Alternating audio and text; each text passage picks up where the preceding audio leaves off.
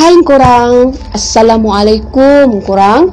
Korang bersama Akak Cengkeh lagi dalam cerita seram yang seterusnya.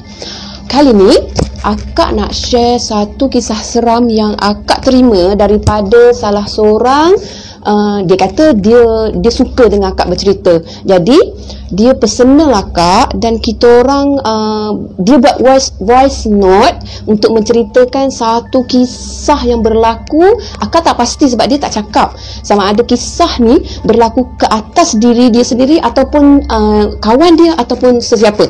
Jadi dia voice note menceritakan korang kisah hantu villa lah, senang cakap hantu villa. Kejadian ni berlaku di satu villa. Jadi ni korang, untuk orang kata mendengar cerita ini dengan sepenuhnya, korang kenalah like, share, komen dan subscribe Cengkeh Channel.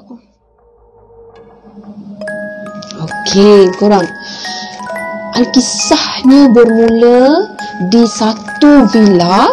Dia tak cakap villa tu dekat mana, tapi kira macam sekumpulan remaja student, maybe student macam akak pula lah, bajet student aja, mungkin student IPT mungkin aja.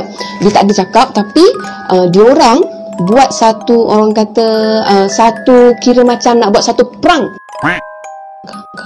Perang pada kawan dia untuk sambut, kononnya lah, untuk sambut satu birthday party kawan dia orang yang tak tahu, kira macam tak tahu lokasi dia orang. Jadi dia orang cuma share location.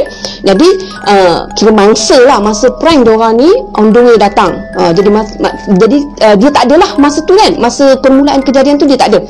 Jadinya kira kawan-kawan dia ni lebih kurang dalam 9 orang. Lebih kurang dalam 9 orang dia orang cakap kira bercampur lelaki dan perempuan. Tapi untuk pengetahuan korang, dia ada cakap kumpulan dia orang ni masih tahu landasan agama. So dia orang menyewa, bukan bersama dia orang macam menyewa asing-asing, perempuan-perempuan, lelaki-lelaki. Tapi kira dia orang kira macam kawan-kawan together, student sama student.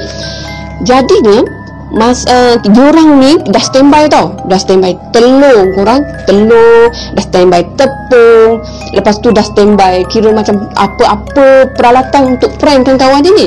Lalulah kawan dia ni datang. Bila kawan dia datang, buka je pintu, kira macam dia kawasan dia kira satu ruang bilik di villa ni, ruang bilik yang kira macam khas untuk aktiviti keluarga macam tu. Aktiviti macam ni lah, kira birthday party, aktiviti keluarga macam tu, santai-santai macam tu. Jadi kawan dia ni tak bagi salam korang. Dia tak bagi salam, tak tahulah memang trend dia macam tu ke apa ke, tak tahu. Jadi kawan dia ni buka pintu, masa tu dah standby korang, memang cantik, dah standby air sirap, kira macam umpama darah lah dalam belon, kira macam buka tu memang dah kena dah, memang dah basah kuyup, masa prank tu, bila sebut birthday party ni biasanya pukul 12 ditutup lampu, kira sama ada ditutup atau sama-sama, dia tak adalah cerita, tapi kita bayangkan macam tu lah kan. Jadi masa prank tu, pakaian kawan tu dah basah lencun. Masuk pula, diorang mula sebut happy birthday, dah mula menyanyi apa semua kan. Jadi diorang pun tambah lagi dia punya prank tu, diorang baling telur. Kau bayang tak, sehandsome mamat baling telur, kira macam melekit kat muka whatever lah, kat mana-mana dah kan. Lepas tu dah baling telur, dah melekit baling telur, diorang baling pula dengan tepung. Nak mencantikkan lagi diorang punya permainan, diorang baling tepung. Okey, lepas tu masa diorang tengah seronok ni, bila sampai turn ambil kek, suap kek, kira macam tengah kek apa semua, masa tu diorang tak perasan pun ada sesuatu yang orang kata, orang tengah happy, orang tengah seronok, jiwa muda tengah seronok, dia takkan rasa ada sesuatu yang sebenarnya tanpa di luar pemikiran diorang. Jadi diorang pun stay enjoy, stay happy apa semua kan, bersama kawan-kawan. Jadi je masa diorang tengah seronok tu, tiba-tiba kira kawan-kawan semua dah cukup, tiba-tiba pintu tu terbuka, kira macam pintu terbuka lengkap dengan salam. Kira macam ada satu susuk tubuh bagi salam, buka pintu, suasana macam tu, of course lah masih lagi sama-sama, masih lagi dalam keadaan sama-sama. Jadi kawan-kawan ni semua macam pelik. Mungkin ni pemilik villa ataupun mungkin orang kata pelayan villa ke apa-apa kan, diorang pun buka lampu. Korang nak cakap dengan korang kan, diorang buka lampu. Masa diorang buka lampu tu, korang alangkah terkejut, tergamam, terkencing yang korang kelibat lelaki di depan pintu tu. Sebenar-benarnya itulah kawan diorang, itulah lelaki yang diorang nak prank sangat-sangat. Jadi apa yang diorang prankkan tadi? Siapa yang jadi mangsa prank tadi? Jadi tanda tanya. Okey, bila situasi dah duduk dalam keadaan misteri, apa yang kita rasa adalah dalam 9 orang tu, dia akan ada orang yang rasa takut. Tambah-tambah perempuan kan, rasa takut, rasa bimbang, tertanya-tanya. Mulalah diorang berkumpul sehinggalah ada seorang kawan diorang ni minta agar berkumpul, jangan berpecah, agar berkumpul jangan berpecah. Kawan yang nak di-prank tadi tu macam bingung. Akak Cengkeh memang suka guna kataan bingung. Macam bingung, apa ni, dia tak tahu apa. Kononnya nak prankkan dia, tapi dia tak tahu apa. Apa ni. Lalulah diorang duduk satu tempat di kawasan tu. Diorang duduk satu tempat. Korang nampak tak? Dia cakap sebab kita nak prank kawan kita ni, tapi kawan kita daripada rambut sampai ke kaki bersih. Sepatutnya kawan kita ni dah kotor, dah berumur, tapi bersih. Jadi diorang tak cakap banyak. Jadi tak tahu, tak sangka malam tu salah seorang daripada kawan lelaki dia ni dah pegang telur tau. Dia dah rasa melekit apa semua. Dia pergi tandas, tak bagi tahu pada kawan-kawan yang minta berkumpul bersama ni, sementara keadaan getir tu. Jadi dia pergi tandas, sementara diorang ni ada yang takut, ada yang bingung, ada yang keliru. Terdengar satu jeritan dari arah villa tersebut. Di bahagian tandas, jeritan lelaki yang akak tak boleh nak gambarkan macam mana lelaki menjerit. Biasanya perempuan menjerit akak biasa dengar, tapi kalau lelaki menjerit akak tak pastilah kan. Jadi lelaki tu menjerit. Jadi semua ni masih lagi dalam keadaan ketakutan. Kira macam sama-sama, kita jangan berpecah, kita jalan jangan berpecah. Pergi ke tandas tu, tengok kawan dia dah pingsan. Korang boleh bayang tak apa yang ada dalam kepala dia, apa yang dia nampak sehingga dia tu pingsan. Macam tu. Jadinya diorang angkat kawan dia ni. Kita nak bawa bilik, kita lelaki dan perempuan, jadi nak berkumpul kat bilik tak boleh. Jadi diorang angkat, diorang bawa pergi ke tempat berkumpul tadi semula. Okey, masa tu lah ada satu kawan dia ni perempuan meringik-ringik, menangis-nangis. Aku nak balik, tolong aku nak balik, aku tak nak duduk sini, tolong. Menangis-nangis nak balik. Kita dalam keadaan orang kata serabut ada, sebab berfikir ada, kira macam kawan macam ni nak balik merengek macam ni. Jadi macam tak tahu nak cakap apa, jadi macam tak boleh nak fikir apa, bela. Jadi macam orang kata, jadi semua jadi macam bela. Jadi adalah seorang ni, dia beranikan diri untuk pergi ke pejabat villa tersebut. Jadi dia pun kira macam pergilah menuju ke villa tu bersama dengan kawan lelaki yang lain. Inilah kawan lelaki yang nak di-prank tak jadi je lah. Dia pergi ke pejabat tu, tapi kebetulan masa tu kat pejabat tu tak ada orang. Kira tak ada orang, dan dia pun macam kelang kabut. Kira macam masa tu lah ada kelibat seorang lelaki tua. Lelaki tua ni kira masa tu dia tengah macam membersihkan kawasan tu. Malam-malam pukul 12 bersihkan kawasan. Kau agak lah kan. Kira macam lelaki tu pesan dekat dia. Pesan lagi, cakap anak, dia cakap macam tu, kalau anak balik, nak keluar dari kawasan ni, pakcik cadangkan anak keluar esok. Dah malam sangat dah ni. Jadi budak-budak ni jadi macam terus balik semula ke budak diorang ni, terus balik semula ke kawasan berkumpul tu, dan bagi tahu yang dia tak jumpa dengan pemilik villa tu. Jadi diorang kena stay kat situ. Dan ada seorang pakcik ni ibarat macam orang kata apa, tukang kebun, tapi kau meremang, kau tukang kebun malam-malam apa benda pakcik buat kerja malam-malam macam tu kan. Jadi macam atas nasihat, jadi yang kawan yang tak jadi kena prank ni bagi tahu pada kawan-kawan lain, apa kata kita kira macam baca apa yang patut untuk diri kita, dan kita jangan ikut cakap pakcik ni, kita jangan berpecah, kita jangan balik. Tapi kedegilan berlaku pada seorang perempuan dekat situ, seorang student perempuan dekat situ. Okey, student tu dia dah tak ada dalam kawanan. Sorry. Dah tak ada dalam kumpulan dia. Dia tak ada dalam kumpulan dia. Dia rupanya dia dah senyap-senyap pergi ke kereta dia untuk orang kata balik. Dalam erti kata lain, dia degil. Dia nak balik juga. Dia masa tu dia bawa kereta, kawan kira macam budak ni cakap, dia bawa kereta macam kereta kelisa lah, macam tu kan, budak perempuan kan. Okey, dia start je kita, tak sempat kawan-kawan ni nak orang kata nak tahan dia, nak pergi tahan dia, nak nasihatkan dia, nak tarik dia apa semua. Dia dah berlalu dengan kereta tu. Kira dia dah menyusul dengan kereta tu berjalan. Okey, jalan dalam keadaan menangis. Ni yang gegar, yang kuat menangis tadi lah, yang kuat menangis tadi. Jadi dia masa tengah memandu kereta tu, masa tu lah dia didatangi satu lembaga perempuan. Kira cakap senang, hantu perempuan. Budak ni cakap hantu perempuan yang terbang melintasi kereta dia. Bila dia nampak hantu tu ke lembaga tu, terus dia hilang kawalan dan terus kenderaan dia merempuh. Akak pun tak pasti merempuh bahagian mana, tapi mujurnya kat situ, kiranya kejadian tu dia tak terkorban dan kecederaan dia taklah terlalu serius. Jadinya dia ditemui oleh kira orang yang lalu lalang kat kawasan tu. Kiranya dia dibawa ke hospital dan kakak tak tahulah, tak diceritakan sepenuhnya lah pasal dia. Jadi selamat dah dia kat situ kan.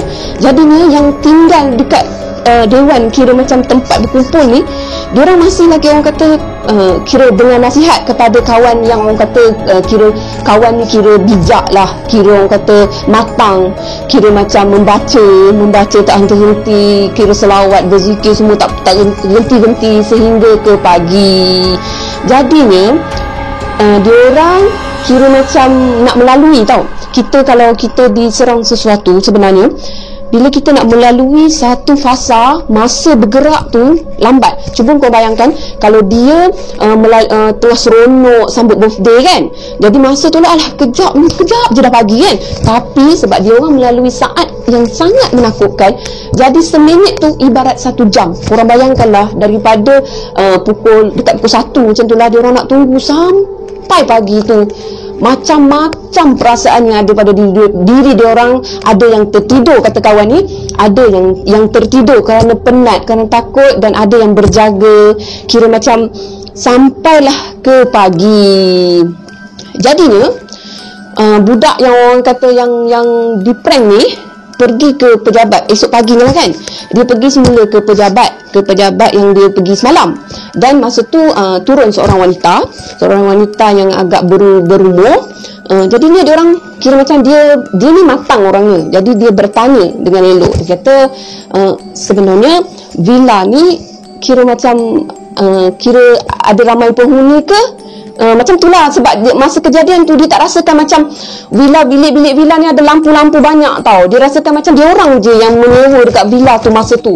Jadinya pemilik villa ni hanya tersenyum. Maksud dia bagi kunci dan dia ucapkan terima kasih. Dia memang tak banyak cakap. Tapi kawan dia ni, kira kawan pada yang nak di prank kat Dadi ni, dia tanya, saya ada jumpa dengan seorang pakcik malam tadi.